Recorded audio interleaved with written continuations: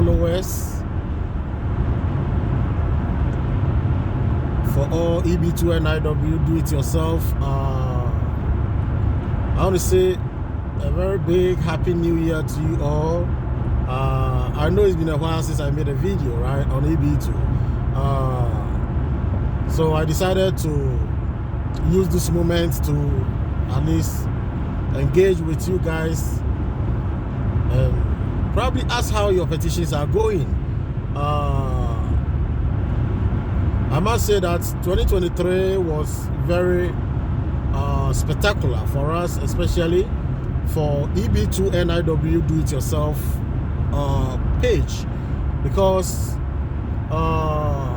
we had the opportunity to interact with a lot of people who were filing their EB2 NIW. We helped a lot of people to also get approval. I know very well that once in a while people text me that they even followed our videos and they got approved. We want to say congratulations to you all, and those who are also in the process of filing. We also equally want to encourage you that it's not all the time that you're going to take a lawyer to do everything for you. There are certain things that even if you put the faith and the courage in it, and that can do spirits together, you can do it. Okay, so that's one thing I want to pass across. It happens that I'm traveling out of state, and I want to use this moment to kind of let us have a conversation to kind of throw light on EB2 NIW, some changes which have occurred. Both EB2, EB1, I'll be making videos on it. So this 2024, as we are starting, you're going to see more of our videos on YouTube, which will help you, which will kind of demystify most of the kind of, I would say, confusions you have concerning EB2 NIW, so that you can file on your own with confidence. Okay, so that is it. So right now, what do I want to talk about? We have filed over 40 petitions for people, and currently I can say that if you look at our chat area in our videos, our official company is Charisma Immigration Services LLC. We are registered in New York, and we will say that by God's grace we have filed over 40 petitions, and all our petitions have been approved. I would say we have 99 petitions approval rate, 99%, because somebody will ask them, what about the 1%? We know that when we file a petition, there's one client who got RFE and decided he wanted to tackle the RFE himself because he thought he can do it himself, and even later revert back to us and told us he got approved. So if I tell that person, I would say that we have 99% approval rate. That is one thing I can say. So that is a very good, I would say, achievement for us. Like I said, we are registered in New York, and if you need any help concerning EB2 NIW, you may reach out to us. Our website is in the comment section, and yeah, shoot us email, and we may be able to help you. We have different services. Even if we are not entirely drafting your petition, there are other help that we have which will help you a lot. And I'll be telling you some of the reasons why you need some of this help. EB2 NIW can be very complex, even for the person with stellar profile. Okay, so it's a journey that I always tell people that don't go it all alone.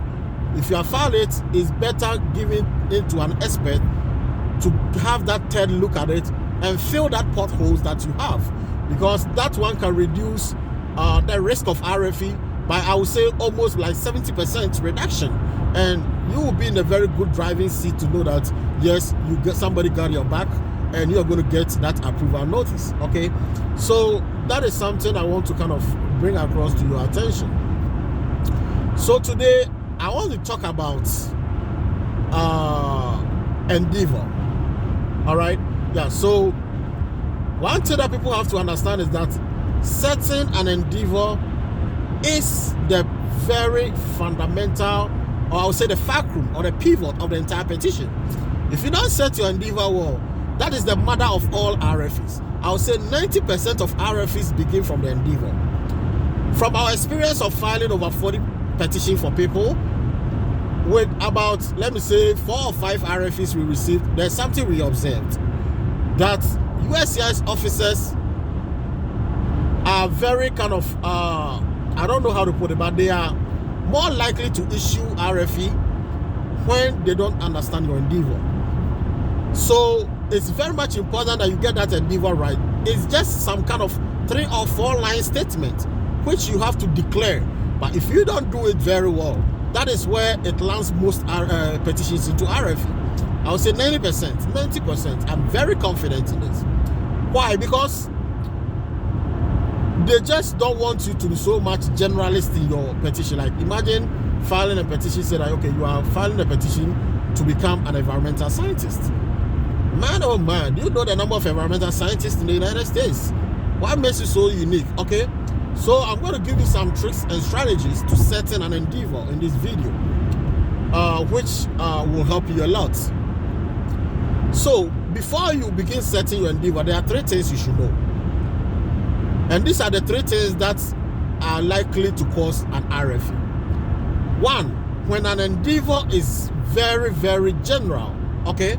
Like I said, the officer is likely to issue an RFE. For instance, imagine you are applying in your petition, you begin with your endeavor by stating that I am applying as an accountant in the United States. Accountant. Okay, so accountant is very broad, it's very general. Okay, you accountant in what? Okay, there are various types of accountants doing different types of jobs. Okay, so you realize that it's very general and you can't say that you are applying as an accountant. Okay, or imagine say that I'm applying as a cybersecurity. Yes, cybersecurity with what specialization? Okay, so these are the fundamental questions you should be asking yourself. If you are setting that endeavor, and that endeavor is kind of very general, then of course it has that likelihood of resulting in an RFE. Okay, so do yourself a very great service of specializing your endeavor as much as possible, and I'll be showing you how you're going to do so. Now, the second risk I want to talk about is that when an endeavor is very complex. Yes, some people set an endeavor with their PhD research in mind, okay? And I always tell people that the way we communicate our PhD research is not the way you should be communicating your petition. Even if you want to go the theme of your thesis for the PhD, it's fine.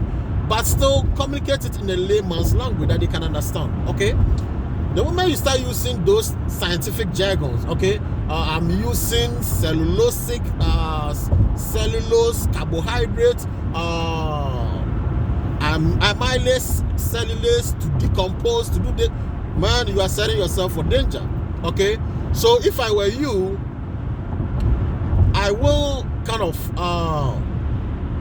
avoid those scientific jargons, okay? Cellulose, amylase, decomposition.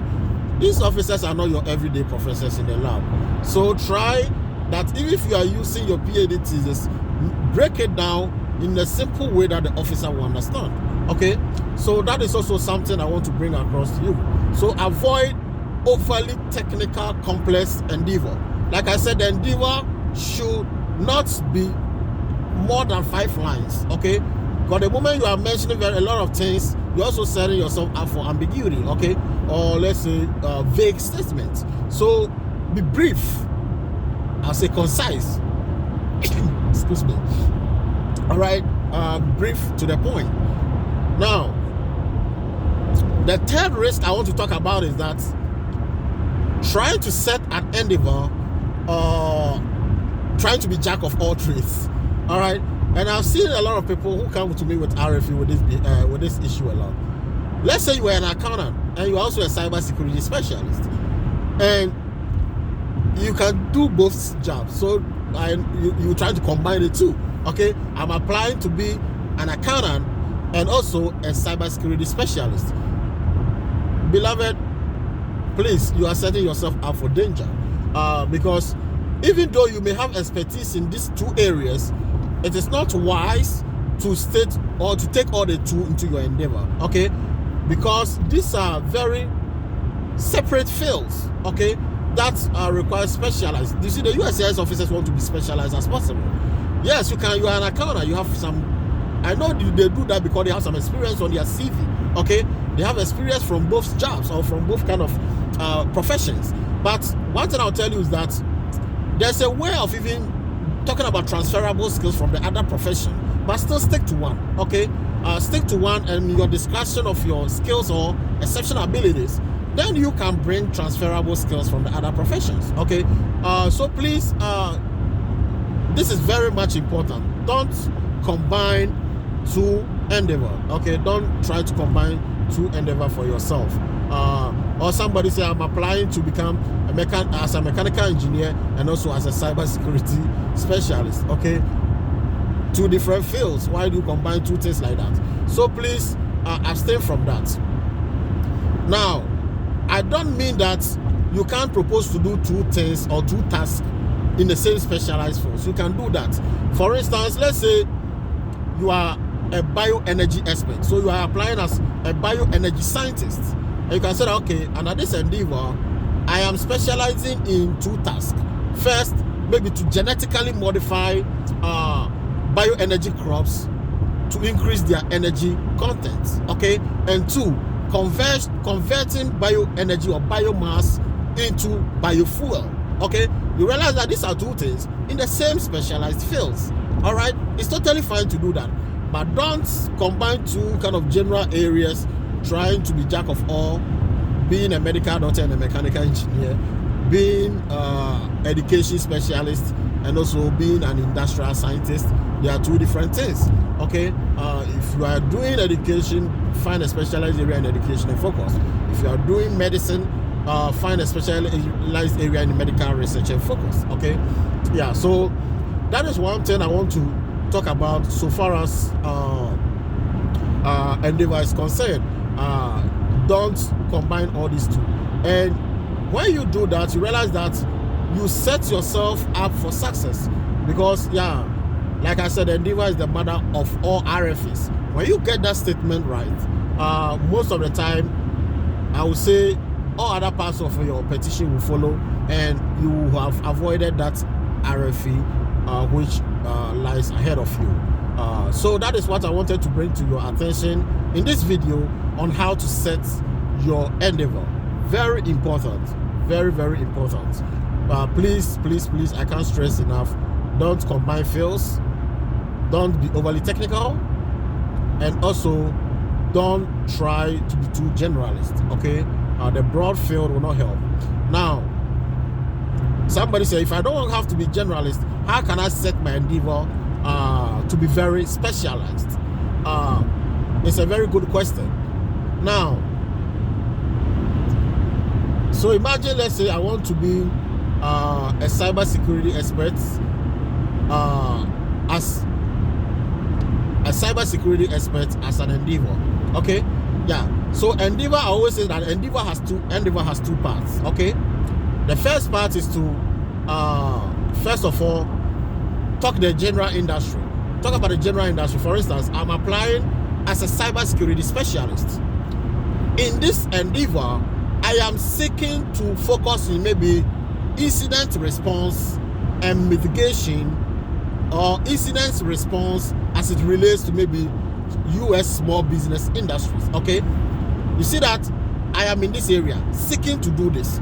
That is the kind of strategy you should go by, okay?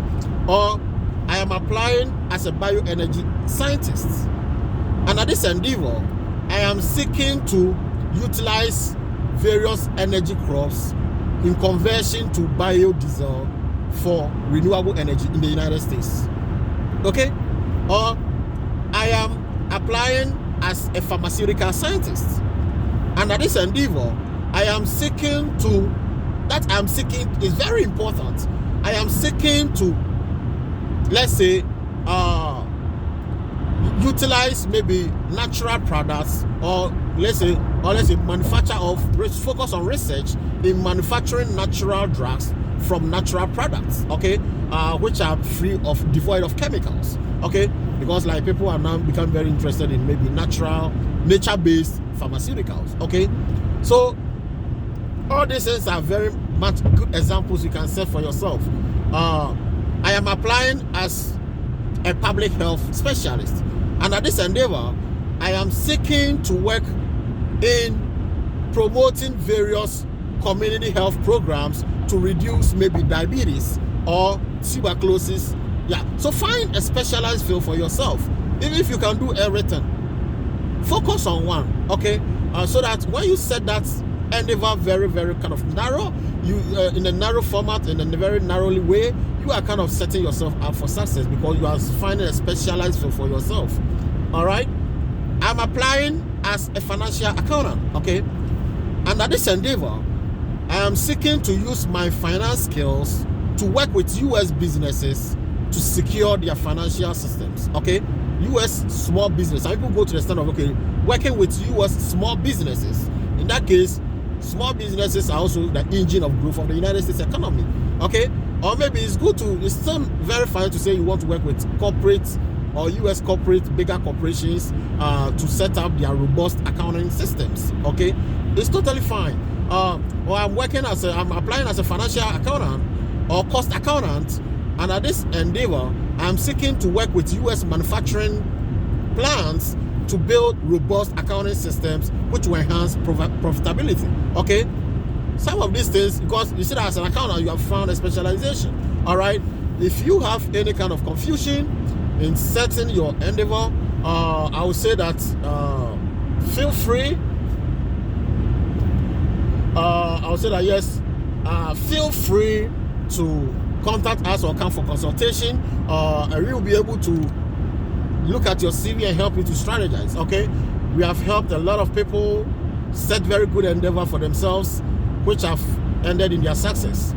When you set that endeavor, you realize that every other thing of the petition follows, and you can be rest assured that you are actually projecting yourself as a specialist, all right. Merry Christmas and greetings from Charisma Immigration Services. Like I said, we are based in New York. Our website, we are search us on Google, or find our website most of the times on our videos in the comment section. You can find us there and be able to, I would say, be able to contact us to get the help that you need. All right. Yeah. So I hope I've helped you with one good skill today. Setting up your endeavor is very, very important. Thank you.